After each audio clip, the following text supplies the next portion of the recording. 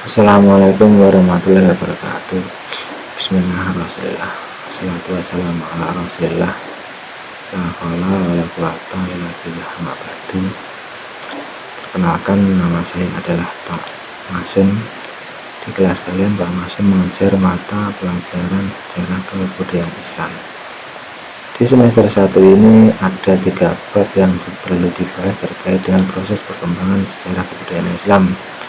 Yang pertama adalah ketabahan Nabi Muhammad SAW dan para sahabat ketika berdakwah, dan yang kedua adalah kepribadian Nabi Muhammad SAW sebagai rahmat bagi seluruh alam, dan yang ketiga adalah hijrah kaum muslimin ke Habasyah.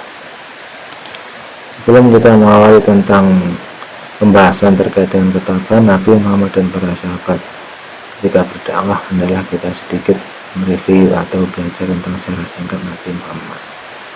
Nabi Muhammad dilahirkan dari seorang ayah yang bernama Abdullah dan ibu bernama Siti Aminah.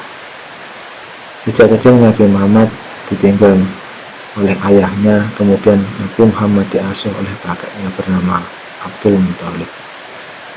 Karena berusia 25 tahun, Nabi Muhammad menikah dengan Siti Khadijah yang notabene adalah seorang saudagar yang kaya raya. Pada saat itu Nabi Muhammad membantu pedagang Siti Khadijah berdagang kain anak-anak pada saat itu. Nah, karena Nabi Muhammad memiliki ketekunan dan sifat yang jujur, maka Siti Khadijah merasa tertarik kemudian menikahi Nabi Muhammad. Karena berusia 40 tahun, Nabi Muhammad pada saat itu sedang berkhalwat, duduk menyendiri di Gua Hiro. Kemudian datanglah malaikat Jibril dengan membawa wahyu yang pertama, yaitu surat Al-Alaq ayat 1-5 yang berbunyi, Bismillahirrahmanirrahim. Iqra bismi rabbikal ladzi khalaq, khalaqal insana min 'alaq, Iqra wa rabbukal akram, alladzi 'allama bil qalam, 'allamal insana ma lam ya'lam. Yang artinya, bacalah dengan menyebut nama Tuhanmu yang menciptakan. Dia telah menciptakan manusia dari segumpal darah. Bacalah, dan Tuhanmu lah yang maha pemurah, yang mengajarkan manusia dengan perantara kalam. Dia mengajar kepada manusia apa yang tidak diketahuinya. Ketika Nabi Muhammad telah selesai menerima wahyu yang pertama, kemudian beliau pulang bertemu dengan istrinya Siti Khadijah dan menceritakan apa yang dialaminya selama berada di Gua Hiro. Nah, mempercayai atas peristiwa tersebut, Nabi Muhammad atau Siti Khadijah bertemu dengan sepupu Siti Khadijah yang bernama yaitu Warokoh bin Nawfal. Warokoh bin Nawfal adalah seorang ahli nujum pada saat itu, yang menceritakan bahwasanya apa yang dialami Nabi Muhammad adalah benar-benar, dan beliau diperintah oleh Allah Subhanahu wa Ta'ala untuk menyebarkan agama Islam. Kemudian setelah wahyu yang pertama turunlah wahyu yang kedua, yaitu surat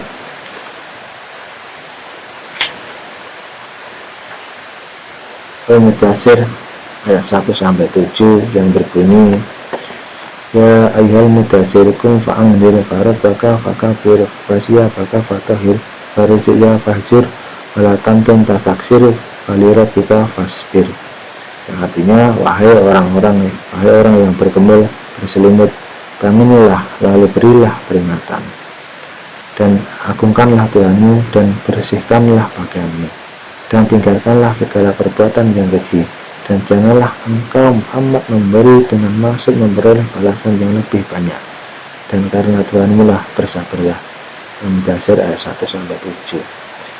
Dari peristiwa turunnya surat Al-Mudaththir ayat 1-7 tersebut, mulailah Nabi Muhammad melakukan dakwah secara diam-diam. Pada saat itu yang menjadi markas untuk melakukan proses penyebaran agama Islam secara sembunyi-sembunyi, yaitu di rumah Arkam bin Abil Arkam, rumah sahabat beliau pada saat itu. Di sini diterangkan bahwasanya proses dakwah beliau kurang lebih selama 3-4 tahun anak-anak. Nah, yang pertama kali masuk Islam di sini diterangkan adalah Siti Khadijah atau Khadijah binti Khuwailid, istri Nabi Muhammad. Kemudian yang kedua adalah ada Abu Bakar, yang ketiga adalah Ali bin Abi Thalib, kemudian dilanjut Zaid bin Harisah, ada Ummu Aiman, dilanjut dengan Utsman bin Affan, Zubair bin Awam, Sa'ad bin Abi Waqqas, Talhah bin Ubaidillah, Abu Ubaidah bin Jarrah, Arkam bin Abil Arkam. Dari beberapa orang tersebut, orang yang paling muda adalah Ali bin Abi Thalib, karena pada saat itu Ali bin Abi Thalib adalah masih berusia 10 tahun, tentunya juga masih anak-anak lah pada saat itu. Kemudian ada yang lebih spesial lagi, yaitu ada Zaid bin Harisah, adalah seorang Arab yang dijadikan budak dan akhirnya dibeli oleh Hakim bin Hizam, itu adalah keponakan Khadijah. Lalu Hakim bin Hizam menghadiahkan kepada Khadijah pada waktu proses pernikahannya dengan Nabi Muhammad. Nah, kemudian mengapa alasan bagi para orang-orang yang masuk Islam pertama adalah didominasi oleh orang-orang muda? Alasan yang pertama, orang tua lebih sulit menerima dakwah beliau karena sudah terbiasa dengan tradisi lama. Tentunya anak-anak kalian tahu bahwasanya pada saat itu sebagian besar penduduk Mekah yaitu menyembah berhala.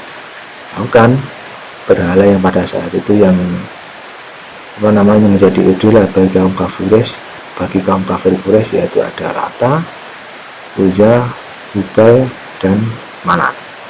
Itulah berhala yang menjadi kebesaran dalam proses penyembahan yang dilakukan oleh kaum kafir Quraisy.